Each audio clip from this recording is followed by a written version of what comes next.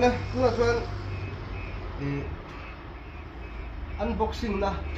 kan nei dong a hei rotary sander ani a hei pan sander ani ta a hei hi vibrate remote kha ni watt zahi somli ani a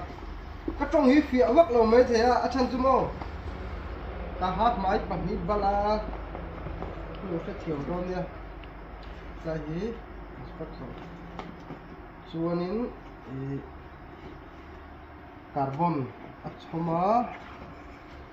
sandpaper number somria thi panga achhom bokani chuanin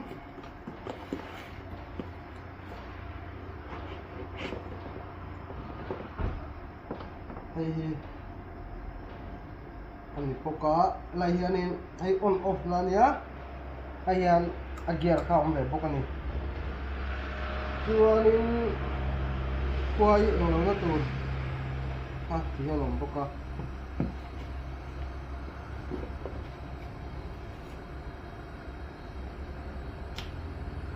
chom ve a boka kan hawng chinang kan mang chinang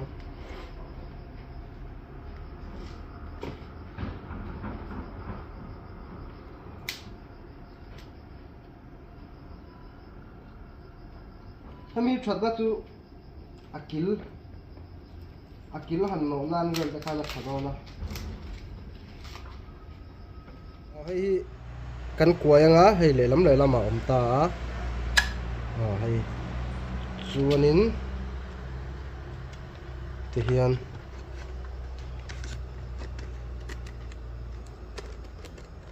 kan tianga hei kan kuai thaliang chet chai mai dan ni chuanin hei a boi thlau ve deuh hlek ni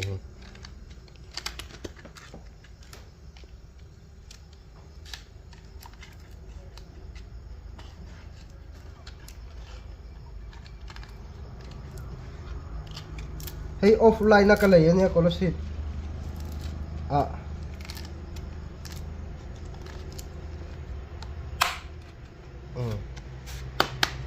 cái nó có sẽ xuống thì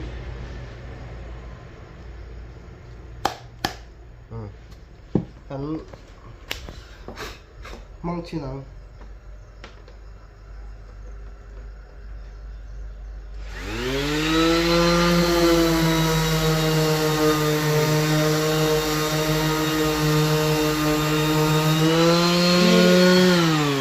hết tiếng cái đủ nó thân em chú INGCO GRINDER kan ti chuanin sandpaper kha alang thina ni kham emi a chuan om ve dom lo a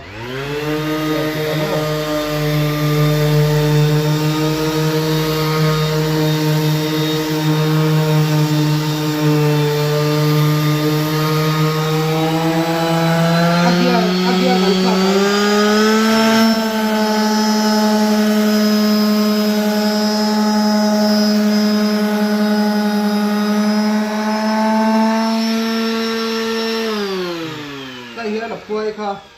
thì hết yang lai aqua han ho na tur kha achom ngal ti na ni chu thami hi kha khop maya thami sandpaper kha don lo wa smooth dona pe kan te ve la chinang hi chu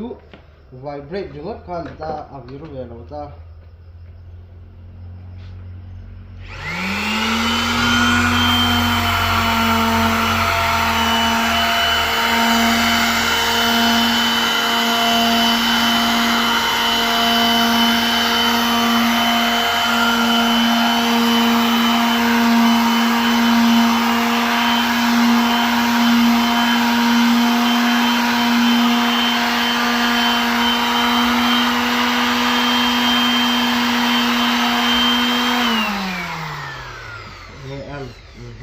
hiếu này amaro chú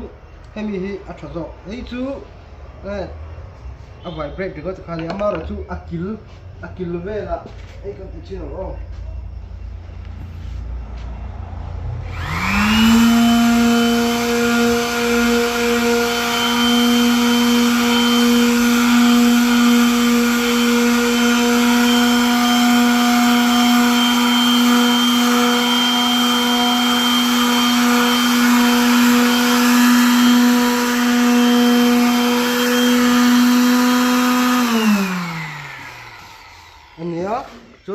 kan tiếng kil hi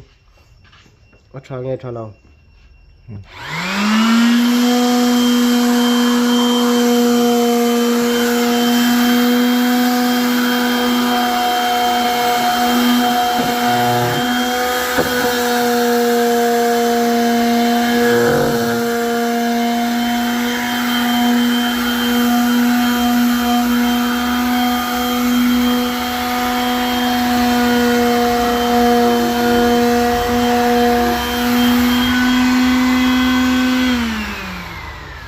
khan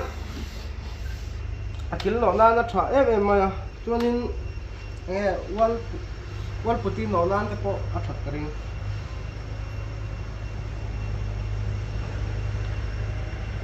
in tiếng hi athat khop ma zuala na ka leina than ber kha aron phok putlat na cái này chứ nào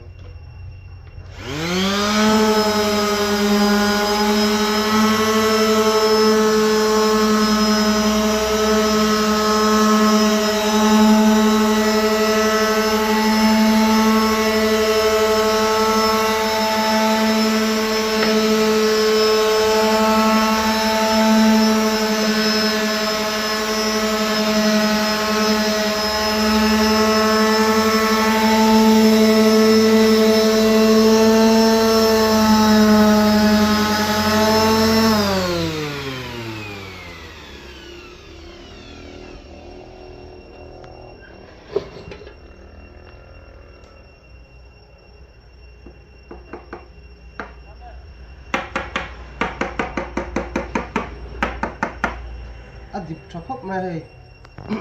ăn nấu nát rồi cả xong ngay là dễ là như thế đúng không?